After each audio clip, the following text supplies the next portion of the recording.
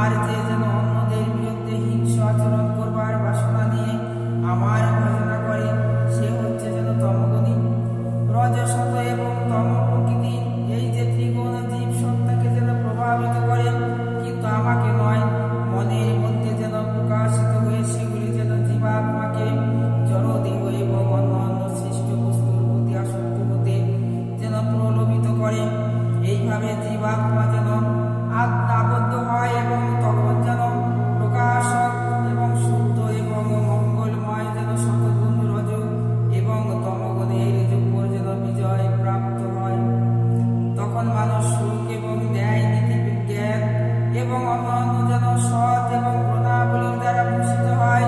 তখন আসক্তি বিভেদ এবং কার্য সৃষ্টিকারী রজগুণের তমগুণ এবং শতগুণের উপর যেন বিজয় প্রাপ্ত হয়। তখন মানুষ সম্মান এবং সৌভাগ্য